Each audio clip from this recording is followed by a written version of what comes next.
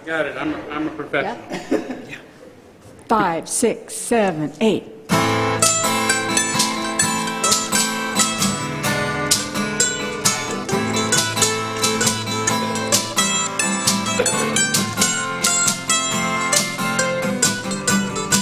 Join us. Oh, you know we are one. Oh, you know we are one. Oh, you know we are one.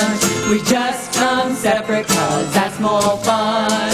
Buddhist, Christian, Muslim and Jew. We just come separate 'cause that's more fun. Hindu, Shinto, pagan, atheist too. We just come separate 'cause that's more fun. Oh, you know we are one. Oh, you know we are one. Oh, you know we are one. We just come separate 'cause that's more fun. Red, yellow, brown, black, white or tan. We just come separate 'cause that's more fun. From every continent and every land. We just come separate 'cause that's more fun.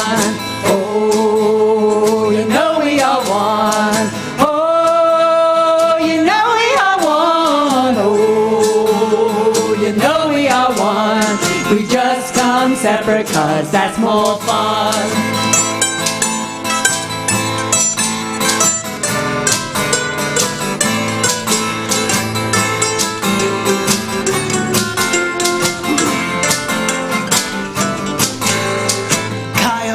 Lizard, leopard and whale. We just come separate 'cause that's more fun. Sunflower, crabgrass, willow and kale. We just come separate 'cause that's more fun. Oh, you know we are one. Oh, you know we are one. Oh, you know we are one. We just come separate 'cause that's more fun.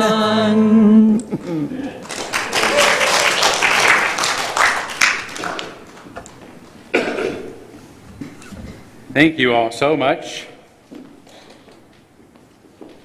Great to get started on a special day with such great music performed by Planted by Hands, which has grown. More hands. You've doubled your hands since you last performed in the church, but welcome to one and all. Thank you so much. We're going to get to hear more from you in a little bit. I do want to begin, as always, by reminding you that the Unitarian Universalist Church of Spokane is a place where we join together to create a nourishing, liberal religious home and to champion justice, diversity, and environmental stewardship in our wider world, or as we say in short, to create community, find meaning, and work for justice. Welcome to one and all. Welcome to those of you who are in the room with us here this morning, as well as those who are streaming with us. We're so glad to have all of you joining us today, and as always, begin our service by embracing all that you bring with you, all of your uniqueness, your unique belief, your background, your lifestyle, your experiences, your differences. All that helps make you who you are is welcome here today. Have a few things to do here at the start of our service today. First, I want to begin with an informal welcome and recognition of my friend, Reverend Dr. Finley Campbell, who is our guest speaker today. We first met 3 years ago after I gave away a particular book that was a bit controversial, and Finley called me and said, "Hi, I'm with UUMUAC, the Unitarian Universalist Multiracial Unity Action Council. Thank you." Or UUMUAC. And he said, you just did in a day what we've been trying to do for years. So, and we've been friends and acquaintances ever since, and Finley's wanted to come and speak at the church and has not been able to because COVID happened and all of that, but here he is, and we've had a wonderful time. showing him around and getting to know him better, hosting him at our home. And I'll give a more formal introduction before he speaks, but was very pleased to find that he's such a nature lover.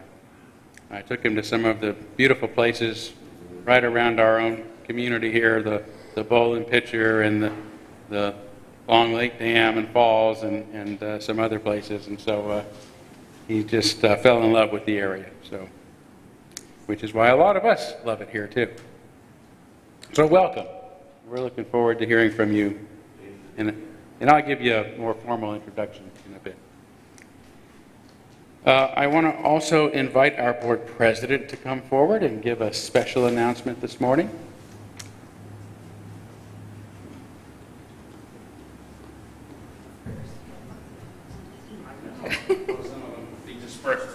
Okay. Good morning, fellow First Service friends. So the Board of Trustees is ready for your help.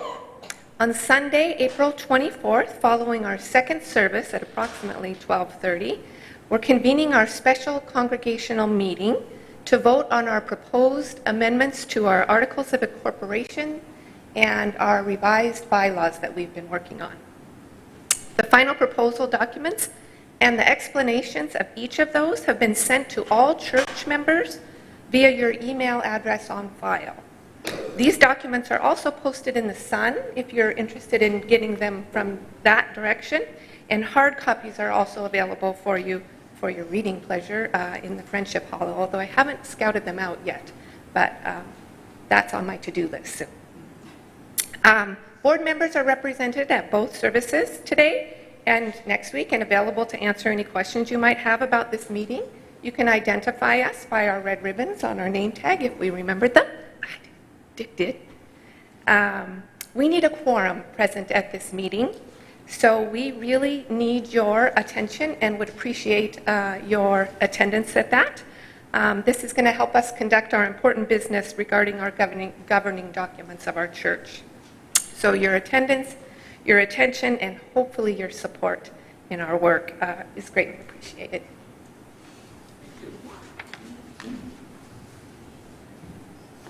Thank you, Lynn, and thanks to the board for all your many months of hard work on those documents. Okay, now, here's my script.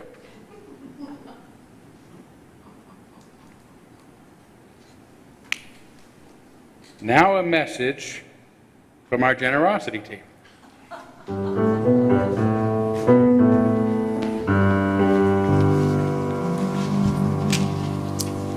Hello, we're the Singing Pledge Sisters. This is my sister, Maka. Hi, I'm Make a Pledge. And this is my sister, Giva. Good morning, I'm Giva Pledge. We have a little song for you, and listen closely. Let it be a pledge we do. May I make this pledge with you. Through the good times and the bad times too. Let us make a pledge. Let us make a pledge. Let us make a pledge.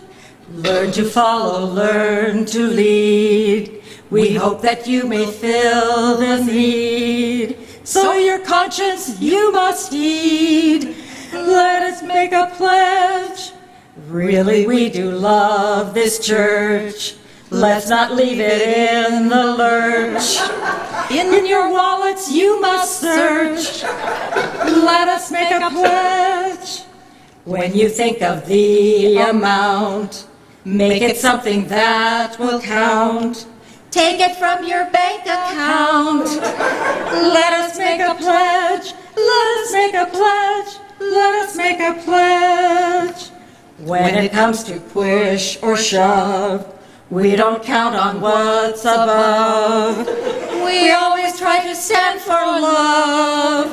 Let us make a pledge. What you give will make a dent. If you raise it 17%. Say yes I can, not no I can't. Let it be a pledge. I think by now you get my drift.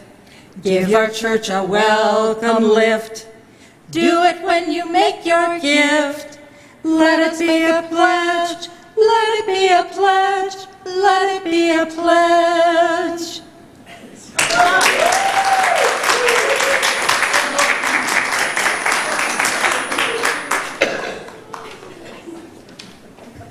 Well, I was not expecting it to be so good.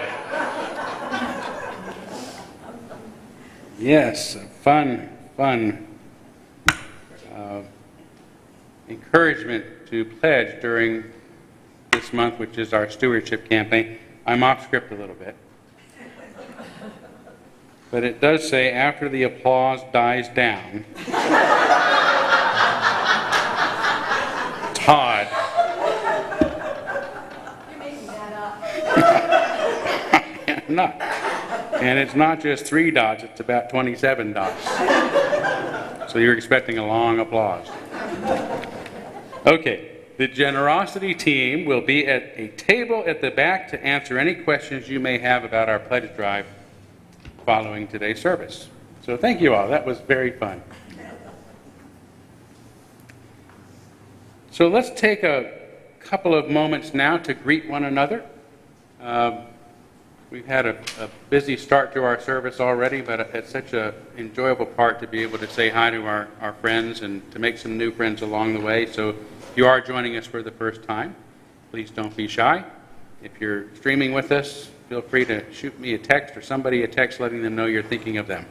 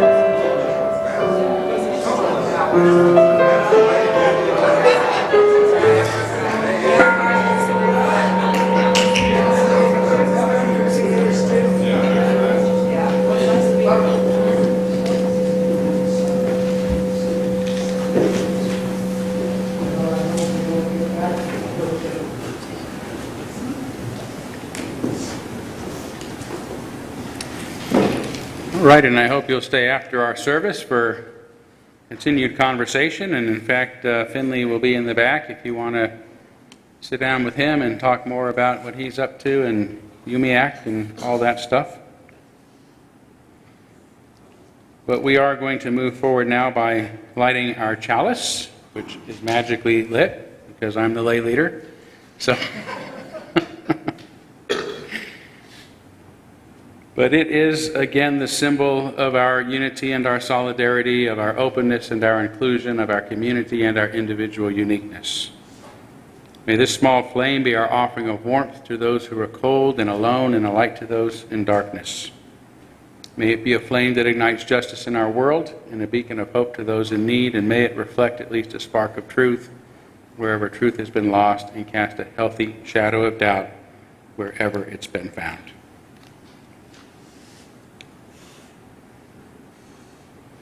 I'm going to read just a brief paragraph from A. Powell Davies' America's True Religion. A. Powell Davies was an early 20th century Unitarian, very respected Unitarian minister.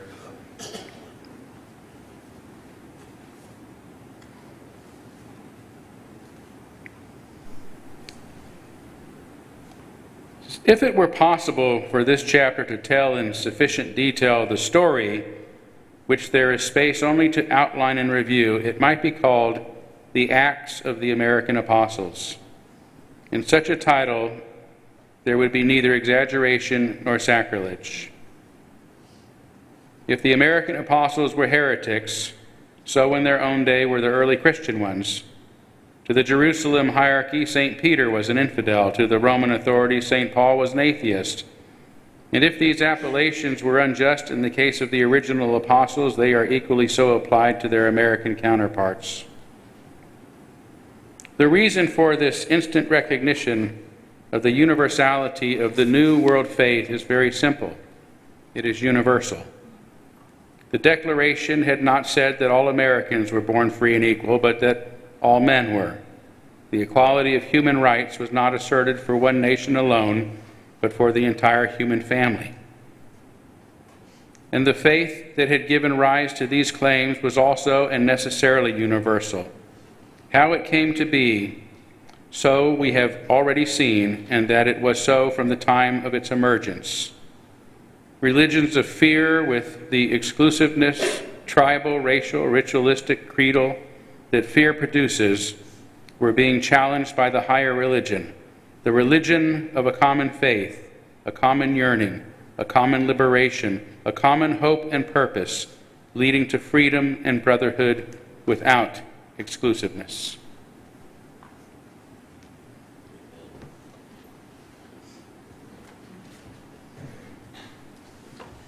Please rise as you're willing and able to sing De Colores.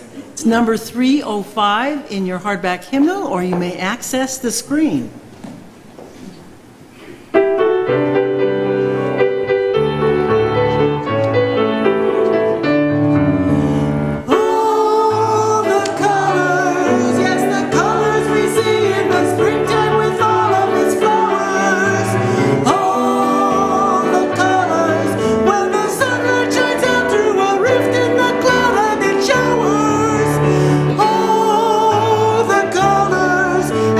Rainbow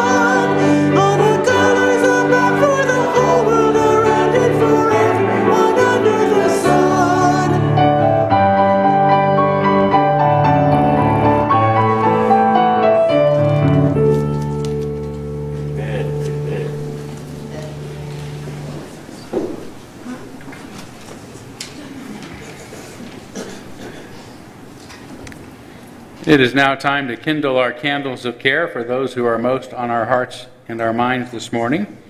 I did not receive any special requests once again this Sunday, so we're going to begin as always by kindling, I should not say as always, as we have been for the past, unfortunately, too many weeks, for the people on behalf of the people of Ukraine and Russia and Poland and other parts of the world that are being really devastated and impacted by what's going on there. So I am going to walk over and turn on the candles, light the candles, so to speak, and during that period you're welcome to name others that you might be thinking of. Name them aloud if you'd like.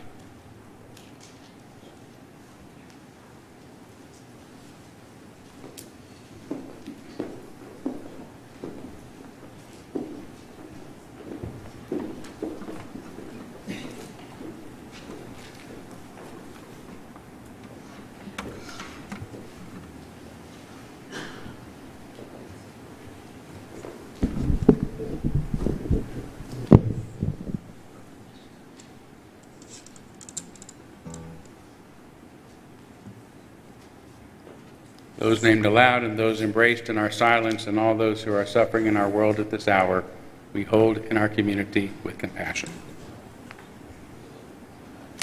And we now, well, actually, I better say a little more there too. Script number 2. This is actually a good script, and I rather than ad-lib it, I'm going to read it because Pam Davies of our Social Justice Coordinating Council gave it to me, and I think it says it all. So.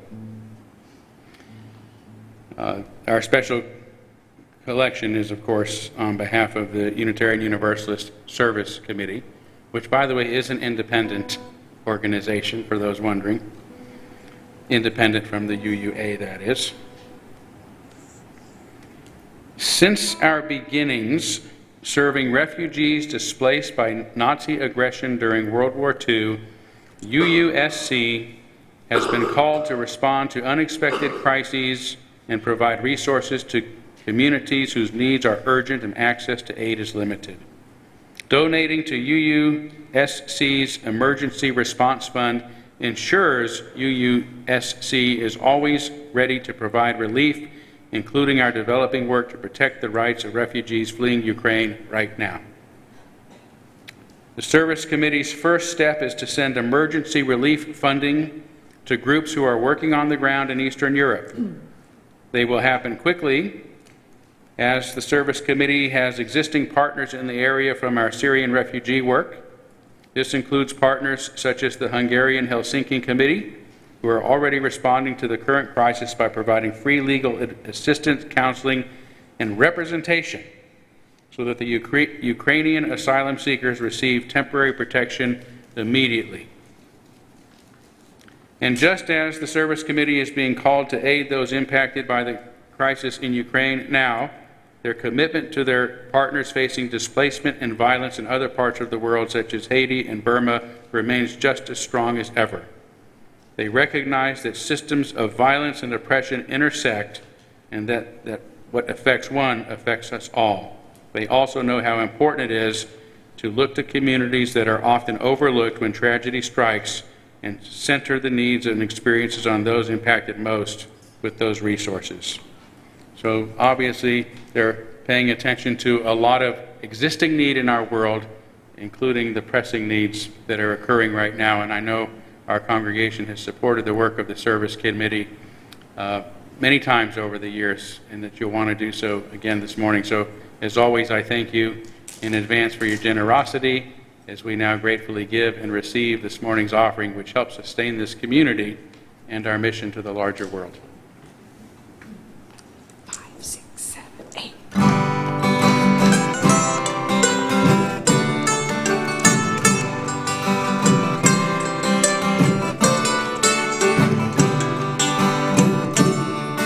From a distance, the world looks blue and green, and the snow-capped mountains white.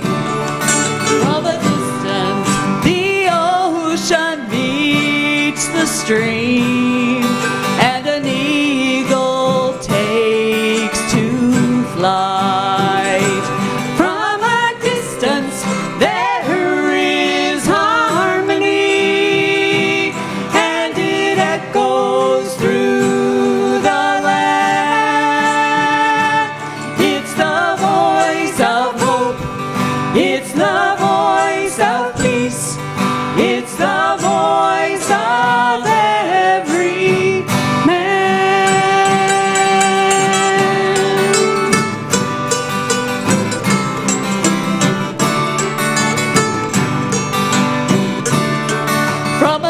distance. We all have enough, and no one is in need. There are no bombs, no guns, no disease, no hungry mouths to feed. From a distance, we are instruments marching in a common band,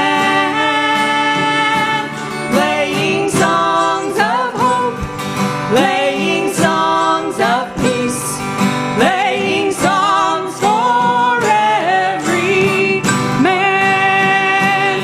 God is watching us, they are watching us, the world is watching us from a distance.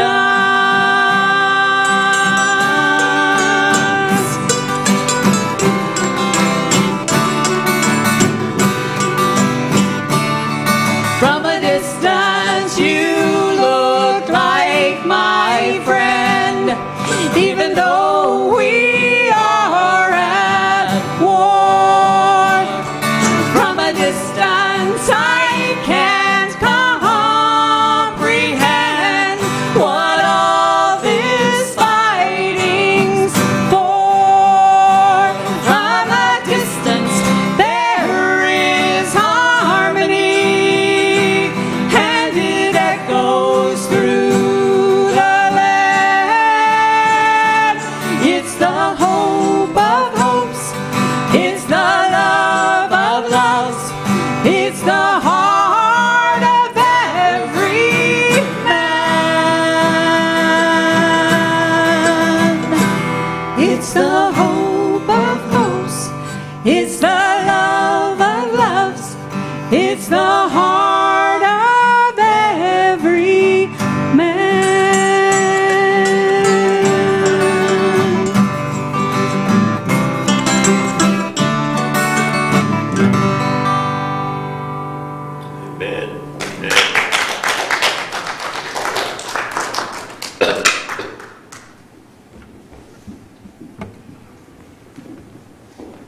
Morning, everybody. I don't see any little ones here up front, so I'll start. I'll give you 2 stories for a price of 1. I'm kidding. Long ago, I watched a short animation called Conflict. The characters of the film were matches in a matchbox. But the sticks in that box were different. Some had brown heads, the other had green heads. And that difference brought up a dispute between them, so they decided to make a borderline so that the brown-headed matches stay on one side while the green-headed on the other. The matches draw a line and placed their guards on each side of the border. At night, one guide on one side moved the line to the opposite side. The guide from the opposite side didn't like that, naturally, and moved the line even further back than it was before. Pretty soon, the rest of the matches joined the guys on their sides, pushing the borderline into the opposite direction. They used the matchbox as a tank to push. The matches pushed the box with their heads. We know what happens when you rub a matchstick against the side of the matchbox. The matches ignited fire that burned all of them. This brings me to a more optimistic story, an old tale from India. Many, many years ago, families of mice lived in a deserted village where they made multiple tunnels between their homes. A herd of elephants used to go through that village on their way to the nearby lake. big elephants stamped down on the web of tunnels that mice had made. Imagine what a mess the elephants left behind. Most of the mice thought their community was doomed. However, the wisest of them followed the elephant's footsteps all the way to the lake to talk to the animal's elders. The mice said, "On your way to the lake, you went through our village and destroyed many homes where we have lived for 100 years. If you were to return the same way, that would be the end of us. We are asking you to find another way home. Please help us. Maybe someday we shall be of use to you." The elephant smiled. How can tiny rodents help big animals? Still, they promised the mice to bypass the village. As the story goes, some hunters had set a water trap in the lake. One of the elephants stepped into the water and was caught in a trap, which was tied with a thick, very thick rope to a big tree. That's when the mice came into action. They began chewing the ropes until the ropes broke, and the elephant was free. Since then, the herd of elephants never walked through the old village, and the mice community lived on for many years to come.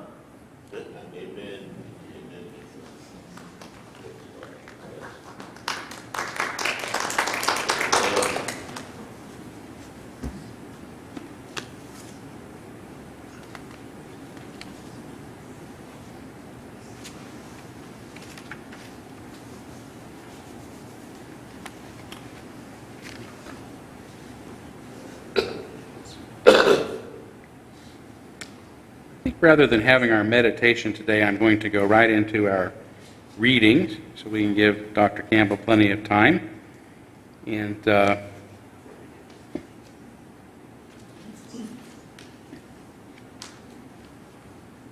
is actually also a statement from, if I can find it, just a brief statement from George. Was it George Washington? Yeah.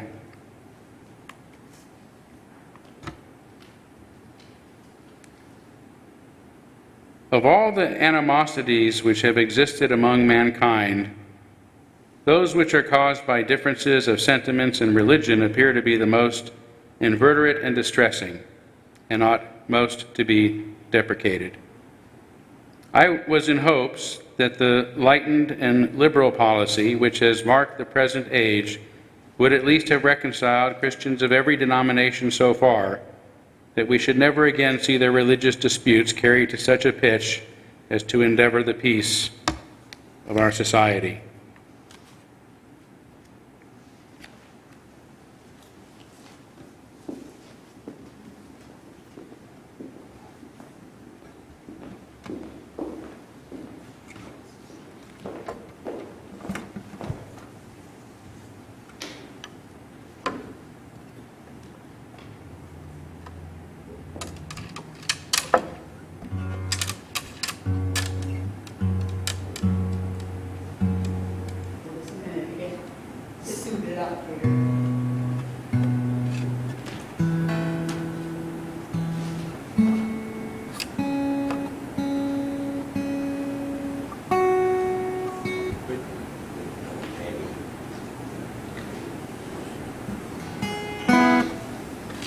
It's a song I wrote a couple years ago or more. I don't know. I also don't really know what it's about, so you get to decide that. Wait.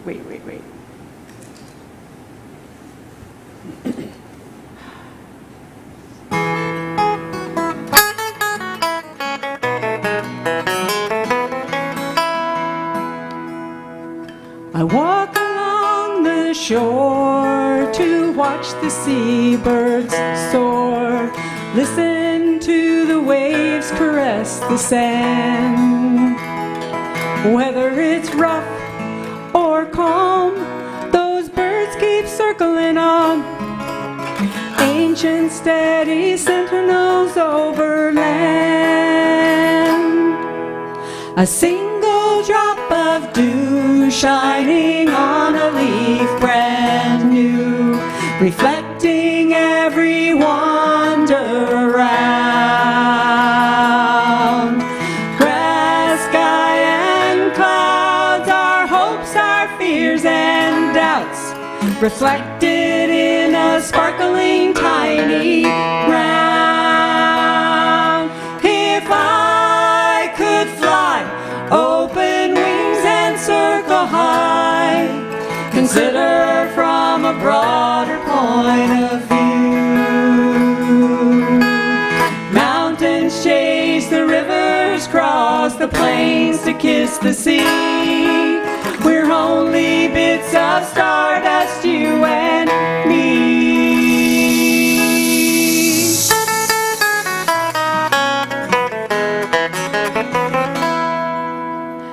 The wrinkles on my skin match the places I've been, a story traced across the span of years. Around your eyes I see you live some just like me, collection of your laughter, love, and tears. If I could fly, open wings and circle high, consider from a broader point of view. Mountains chase the rivers, cross the plains to kiss the sea. We're only bits of stardust, you and me.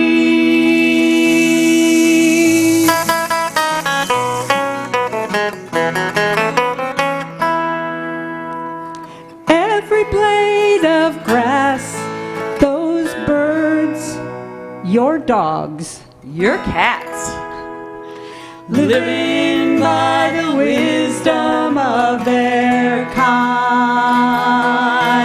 As sure as gravity, whether it rankle you or please, are by the stars naturally entwined.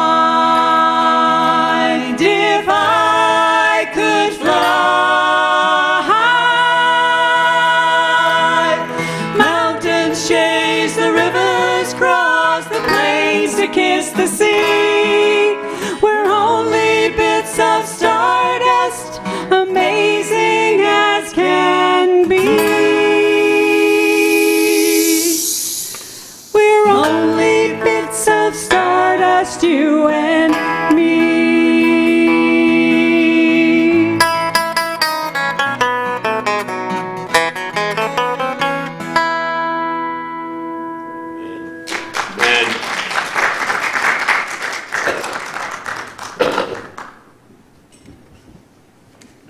Thank you so much.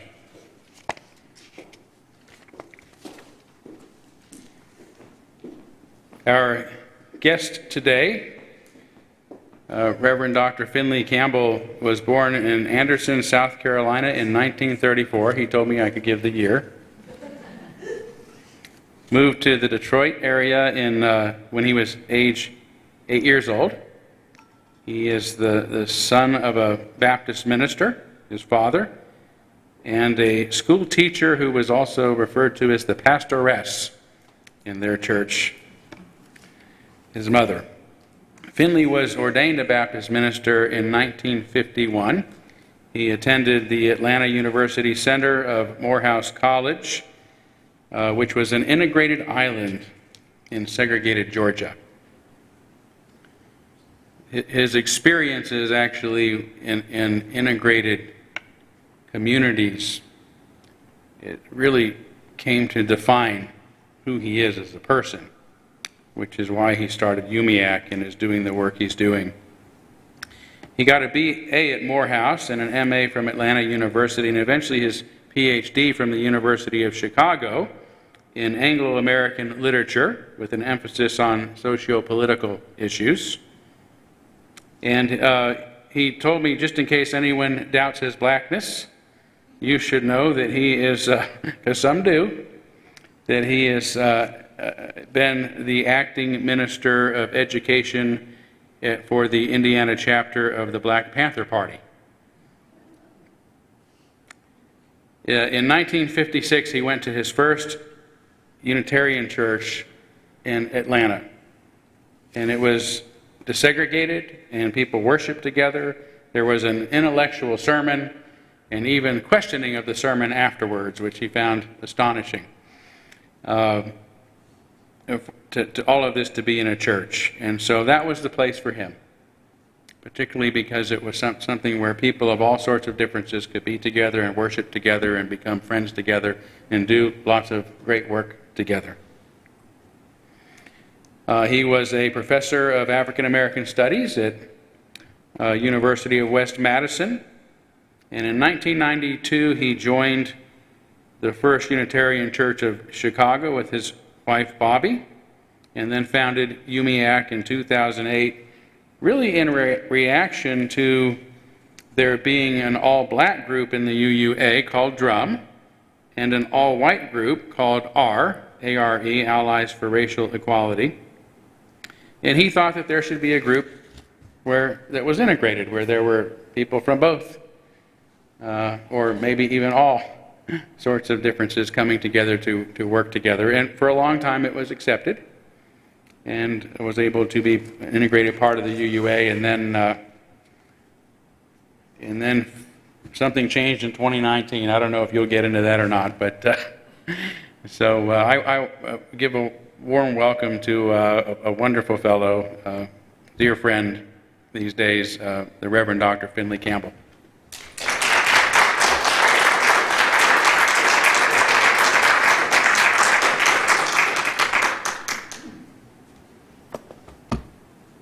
There's an old dog at his house named Danny.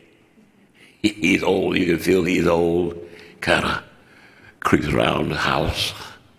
I dreamt about Danny last night. He'd fallen into his water bowl, and I was trying to get him out. I said, Lord, I still have a Lord language, so I hope you don't mind. And my allergies have kicked in, so I hope I'm being heard. I said, sometimes I feel like Danny. I'm 87 going on 88, I guess. That's the time frame. And Danny just keeps walking around the house nice and slow.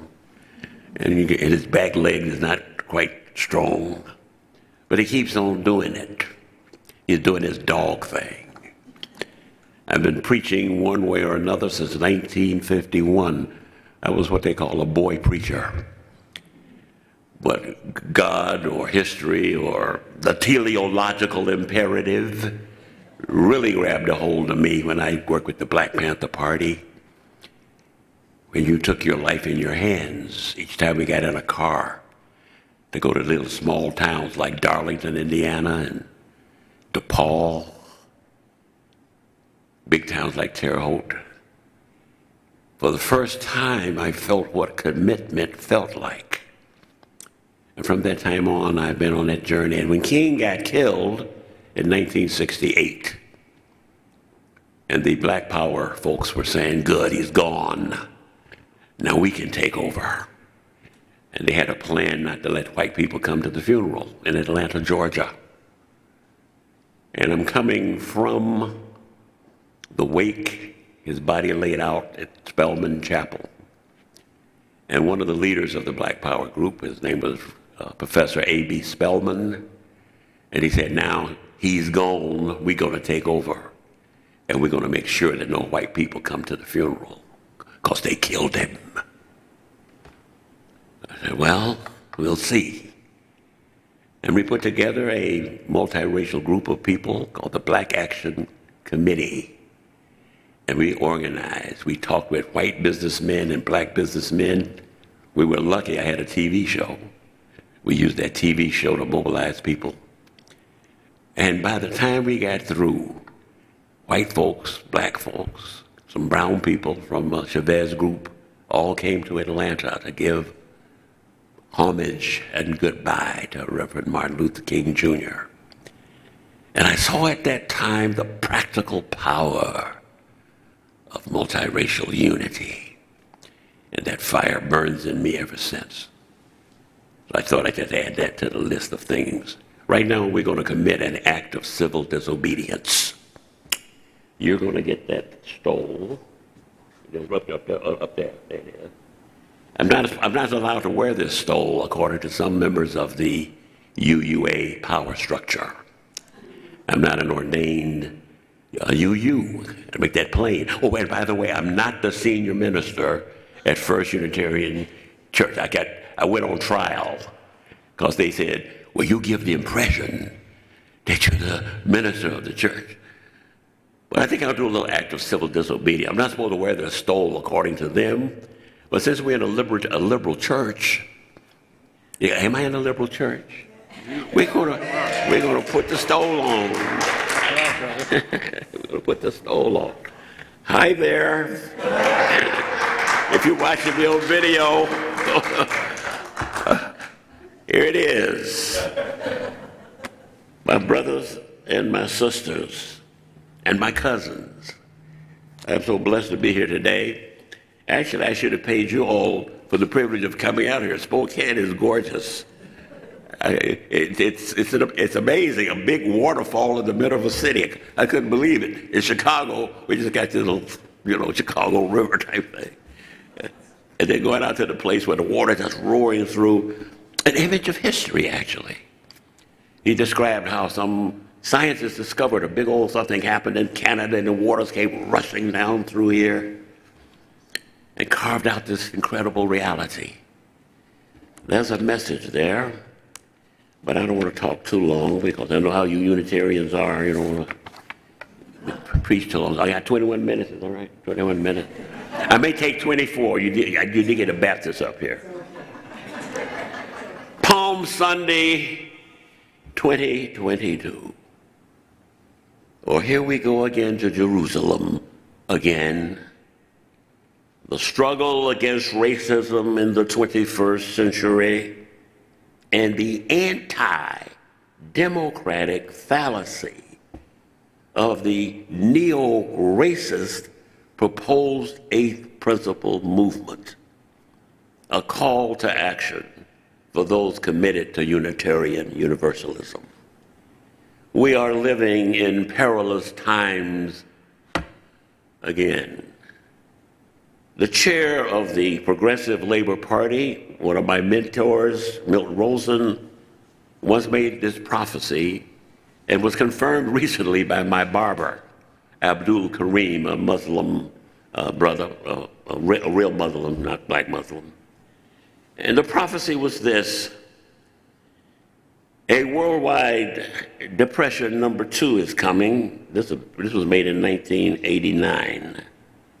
Accompanied by weak and strong forms of fascism worldwide, serving as a preparation for World War III between the Eurasian imperialists on the one side and the Americanian imperialists on the other, and the victory of one side over the other.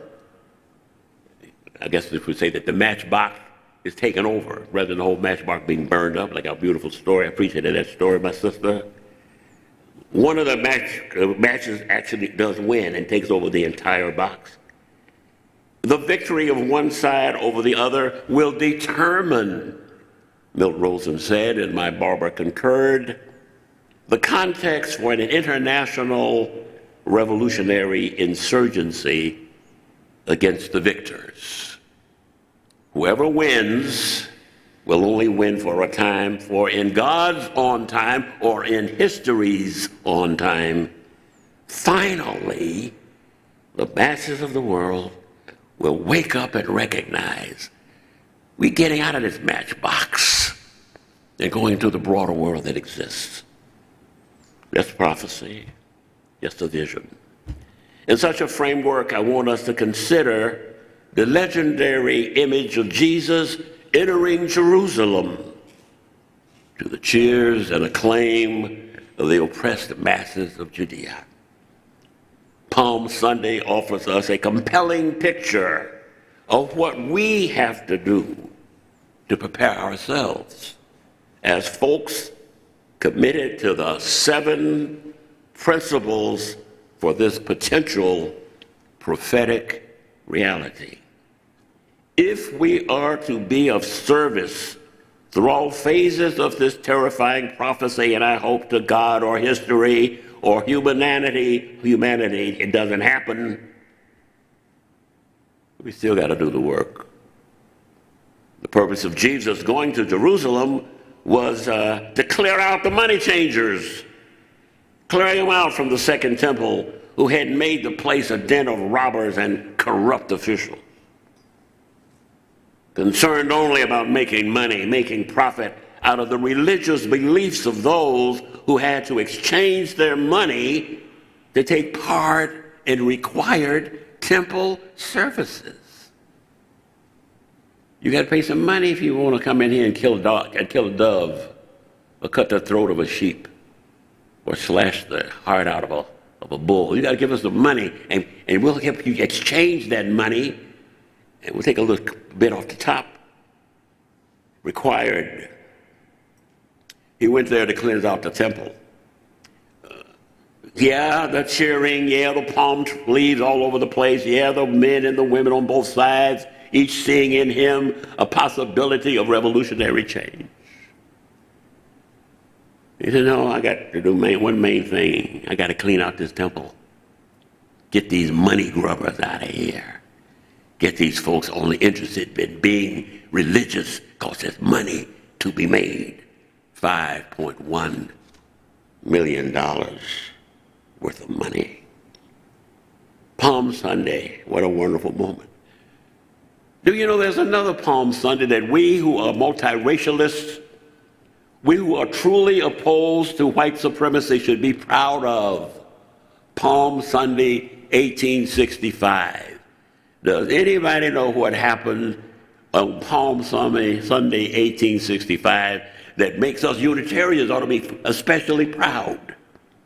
Do you know? I'm lost. Take my class. You should have given me a warning. You should have given me a script. Charlie, do you know? I'm snoring. That's when the great white supremacy army of Virginia surrendered to the Union Army. Black folks and white folks and brown folks and Irish folks and German folks and all them folks. And they tell me that the spirit of both John Brown and Julie Howe, what's the sister's name who did the battle hymn? What's that name again? Yeah, they were there, arm in arm, along with Frederick Douglass and Harriet Tubman. The great white supremacy army of Virginia, led by one of the most powerful white supremacist generals in the world, Robert E. Lee. He'd had to give it up. He had to give it up. Palm Sundays are powerful moments, but we're going there for one purpose, to cleanse the temple. Now listen to me. It is only those of us in this room, in the state of Washington, in this western part, in this United States of America, in this world. I have come to bring you some good news and some bad news.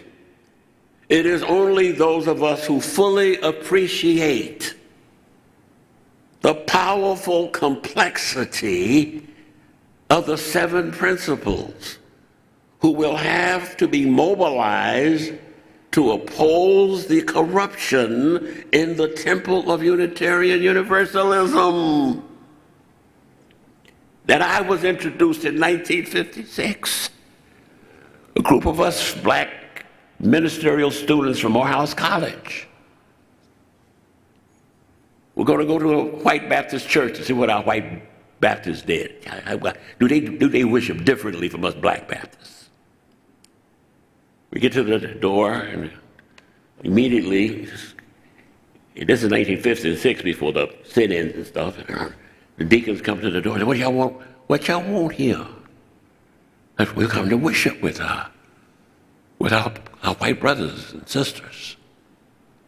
Well, you know, he says, you know what the scripture says?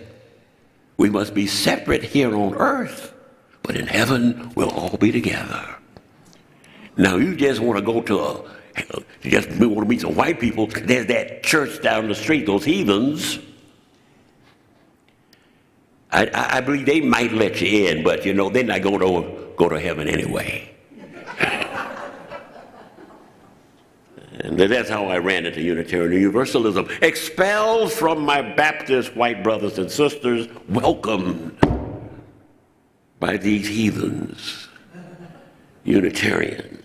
And by the way, the name of the sermon, to show how crazy it was the Eisenberg principle. Where's Jesus in that?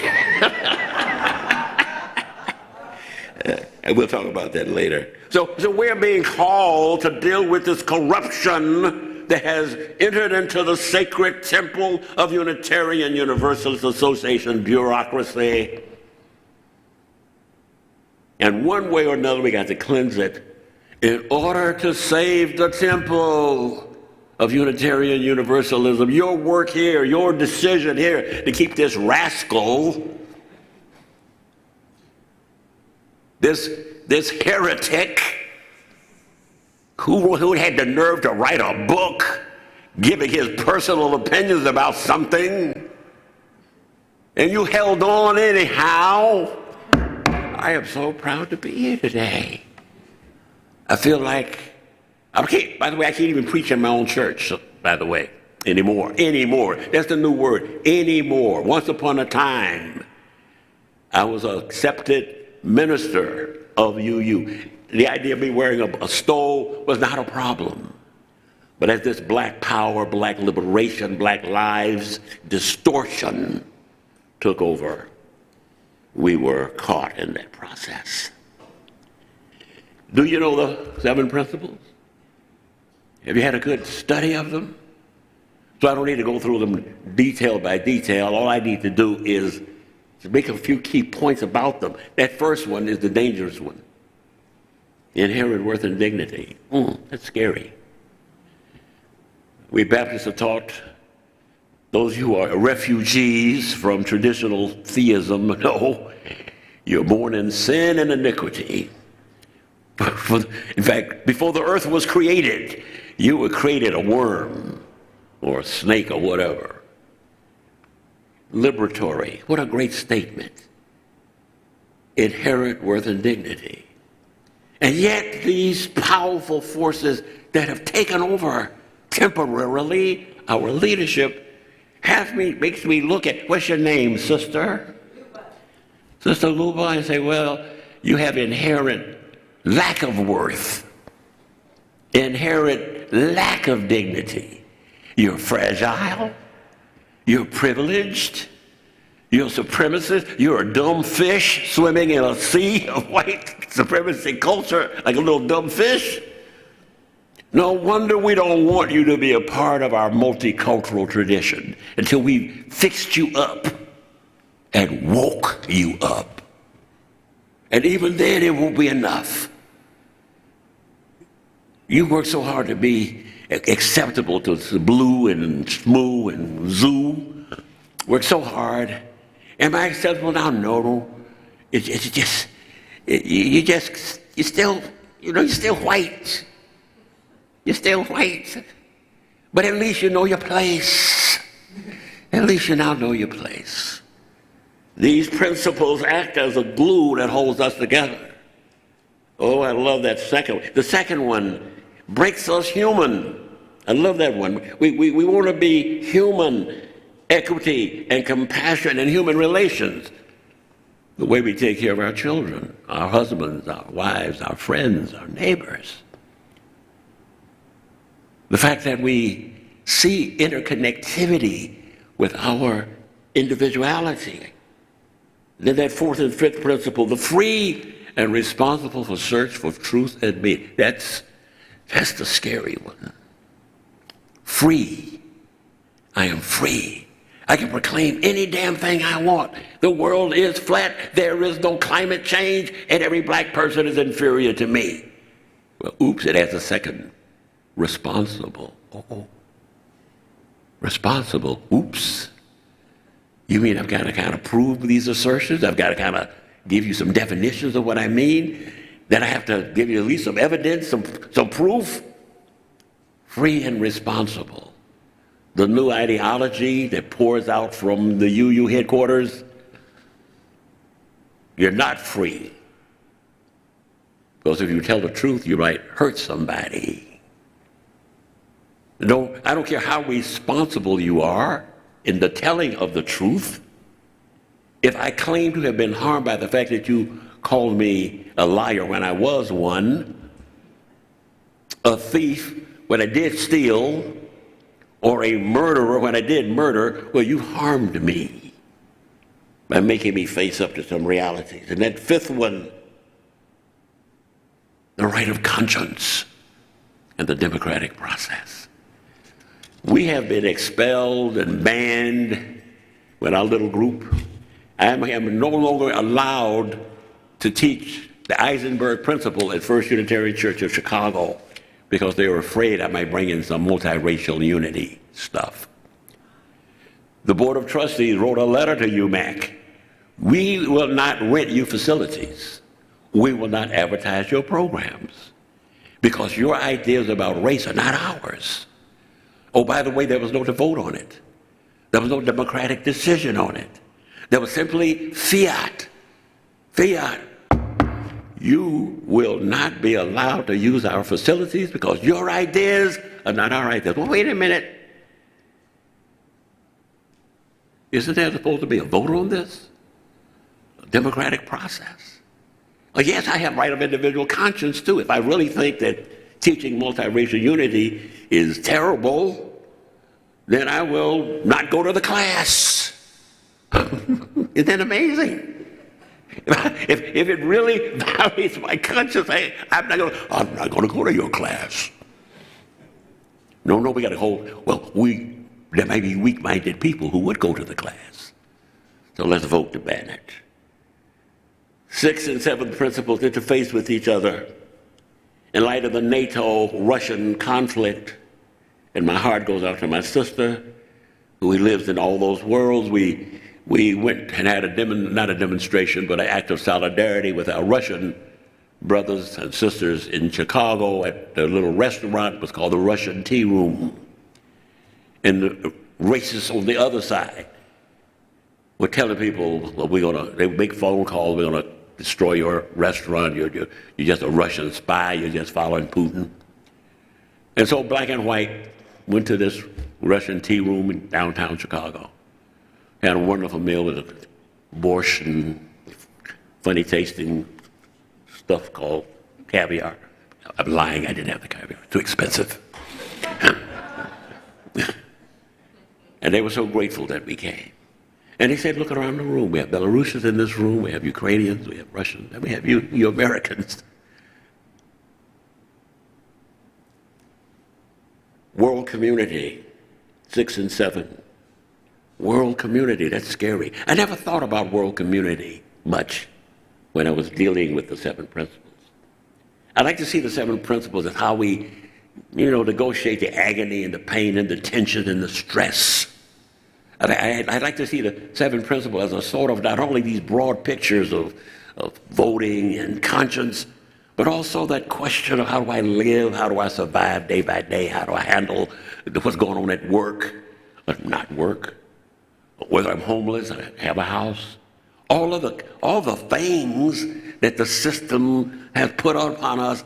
And I always would see the 7 principles sort of giving me some moral courage to get up in the next morning like Danny, that's the dog name? Danny, okay, another day, another dollar.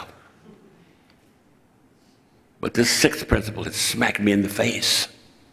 World community. Hard to imagine with the blood and horror that the Putins and the Zelenskys and the Bidens have brought upon the world that we could ever have world community, but there it is. It's scary and painful. World community. I have this theory that one of the reasons that we're constantly being attacked by the Afrocentric neo-racists is because, and this is me, this is nobody else, he doesn't want to say this. There are people that want to hear about world community. And to have a religion, and that's what we are now, let it sink in. We're not a movement, we're not a coffee club, we love our folk music, but that's just part of the deeper question of being a religious group. That thing of world community, I can see how some people, like maybe J. Edgar Hoover, or LBJ, who's getting ready to go to war in Vietnam. How dare there be a religion that clearly and precisely says we need a world community with liberty and justice, not for Americans and Spokaneans and UUs, but for all. And lastly, the last one, interdependency. 3 years ago, he and I I could not ever imagine me coming to Spokane, Washington, and speaking before a bunch of white folks in the middle of nowhere. I know about Seattle. Yeah, I guess Seattle, Spokane. I thought you were on the Pacific Ocean. Inland. I mean, that's your nickname, right? Inland. But isn't that amazing, this interdependency? Bringing people who never would have known each other coming together. Come up here for a minute. It looks like, but this is not supposed to happen. See, he's a white male.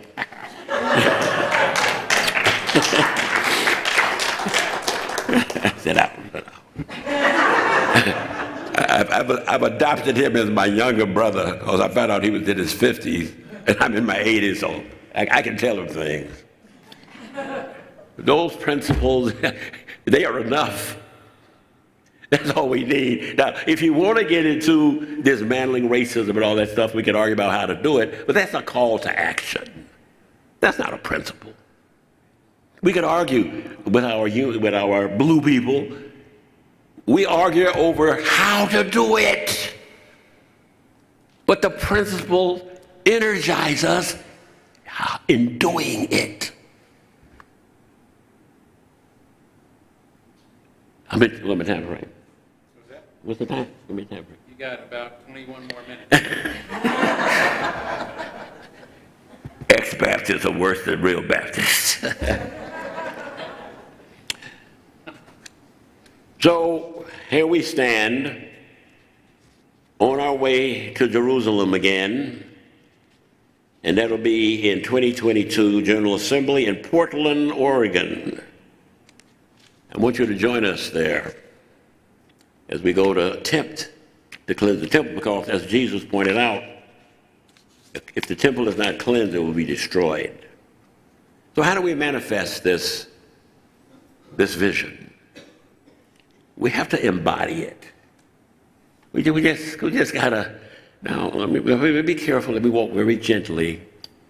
I love my coffee drinking UUs. They like to drink that coffee. They make good coffee hours there. We used to say communion. If you want to see communion at a UU church, go to coffee hour. And I love the fact that we feel the sense of solidarity and connection. But Reverend Martin Marty, great Protestant teacher and preacher at the University of Chicago, said, the power of the UU phenomenon, he said, it's a creedless church. Creedless church, not movement, not coffee hour, not wonderful RE programs, but a church that has no creed. And he said, and we need to have that out there. There needs to be a place for people who are, be careful, sick of being creeded to death. Do you believe that Jesus is the Son of God? Do you believe that Allah has got 20,000 girlfriends somewhere in heaven? Do you believe that the Jewish women, when they menstruate, are unclean and you can't touch them and be do? Do you believe? Craziness. We are the creedless church, but we're not without beliefs and visions. So how do we embody it? Well, on the race issue, because that's you know, when we started out in 1961, when we finally brought the two great heretical groups together as one, we thought it would be a simple job. We're going to be a voice of social justice and all that kind of good stuff. And then the race thing hit us. 67, 68, 69, bam. We worked our way out in 1994. That's when I went to my first GA, thinking I would go there and just be preparing for fighting for welfare rights. That was my thing. I had heard about your commitment to social justice as a theology. And Clinton was getting ready to bring in the workfare stuff. So I'm going to Dallas to hope to hear about discussions. How do we mobilize? How do we do? And I hear a speech. They call it the Ware Lecture, my first Ware Lecture. And I remember today, just like I remember Reverend Carlton Johnson, I think that's what his name is, First U in Atlanta. I remember this speech by Barbara Majors of a group called Crossroad Ministries. I'm sitting there waiting to hear something about social justice. And she said, I hate to tell you, but every white person in this room is a racist. Wait, oops, scoop. What? And on and on, and of course, she said, well, Marx is wrong, class is not the thing. Before there was class, there was race. On and on. And the rest of the entire GA is people debating about who is less racist, who is most racist. And a guy named Joseph Brandt was one of the speakers, and he said, quote, I'm a racist. I'm a white racist, but I'm more than that. And another spokesperson from the group, a guy named Reverend something or another, I forget his name, assimilation is a form of genocide. And I'm protesting my little butt. I'm doing the butt thing. But what about? But what about? And Reverend Mull Hoover calls me over and says, are you some kind of CIA agent or something? And I told my wife when I came back, I said, we may be in for another kind of struggle.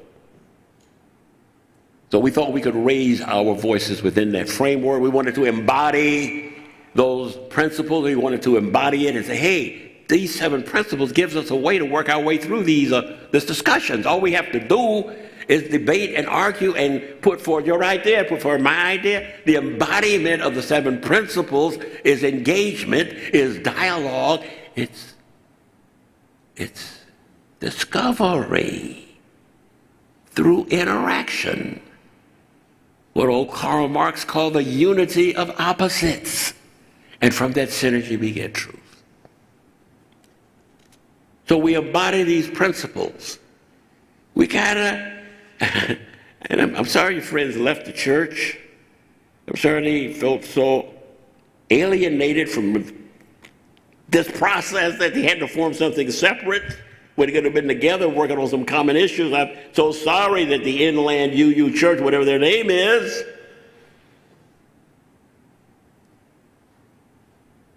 have left.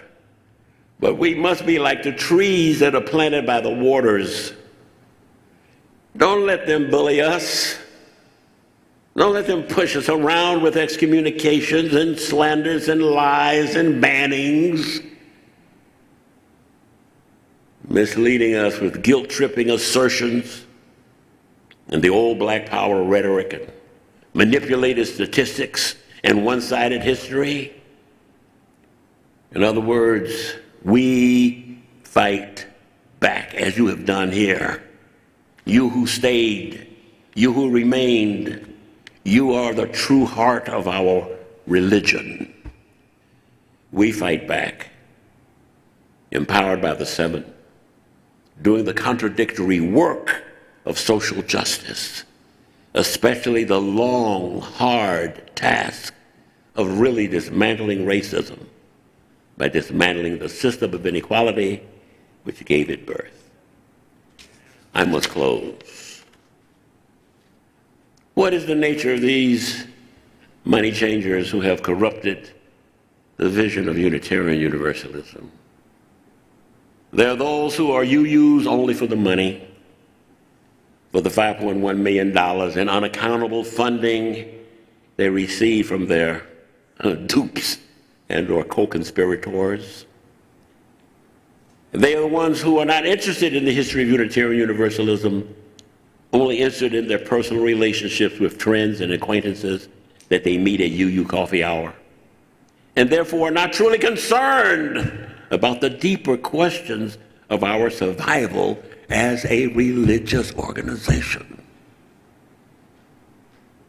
There are those who say, no creeds, just deeds. That sounds pretty cool, but you got to have something to sustain you in doing this work. This stuff is hard. I mean, you know, friends got lost and money from the treasury of our pledge drive got lost. Some of it's coming back, but you know, wounds were made that are not fully healed. This is hard work. So yeah, deeds, but deeds sustained by 2,000 years of UU history. We're human beings. We're made out of stardust. And we're connected. But if we cannot connect on the issue of race, the hell with being the molecules of existence everywhere. We must prove that even though we are predominantly white or all white congregation, we still believe in multiracial unity. It ain't about who's in your pew, it's about what's in your heart. You'll be as white as a bean, but if in your heart you're committed to multiracial Unitarian Universalism, like those white churches in Maine that were abolitionists without having one black person in the audience. No excuse now. Oh, we don't have any black people, so we don't know what to do. I tell you what to do. Live up to these principles. Let people know. If somebody's afraid to put up a Black Lives Matter sign, well, you'll put it up. Of course, one day we'll make the All Lives Matter. That's another story. And the third and most dangerous group of money changers in our temple are the cowards. The cowards. You know, it's hard to imagine you use as cowards, but yeah, okay, I've got that in my head. I don't want to get in any trouble with the UUMA or with the AAZZ or the DDDD. My livelihood depends on being in good relations with those who are controlling our great power. Schism is coming. The schism is coming. You've already seen a piece of it here. There's going to be throughout the entire UUAC, the Unitarian Universalist Association of Congregations. Get ready for it. Easy riding days are over in general. To ask our brothers last year in Ukraine, in Kiev, they were dancing and partying and having a wonderful time being alive. And there were Russian soldiers on leave in Moscow and St. Petersburg, hanging out with their friends, glad to no longer be drilling for a war which they think will never come. And we here in the United States were celebrating Mr. Biden's becoming the President of the United States. 1 year later. 1 year later.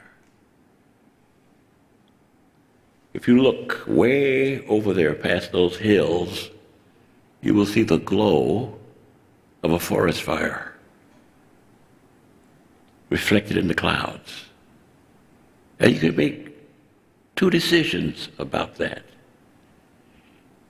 It ain't here yet. Or let's get ready. My job is to say, let's get ready. We will be a place of resistance. We'll be a place of refuge And no matter what comes, if we're still around, we'll be a place of hope with the 7 principles on our side. Or we used to say in the old days, with God on our side. Well, with the 7 principles, but the 7 principles embodied in you and you and you, and we're in the back, you. Then we will have earned the right to march with Jesus to Jerusalem on Palm Sunday. So may it be. Amen and Shanti and Shanti. Lord, I'm out here on your word. Lord, I'm out here on your word. If I die on this battlefield, I am out here on the big 7, the magnificent 7. So may it be. Amen. Thank you.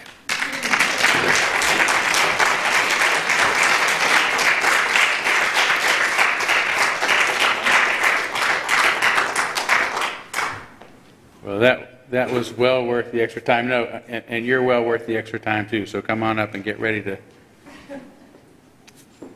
close for us.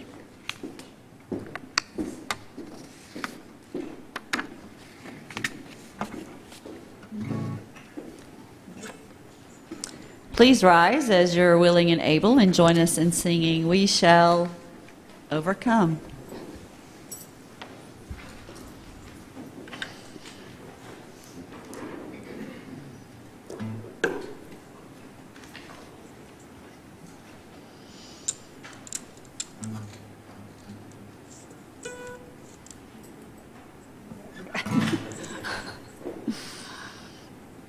One, two, three, four.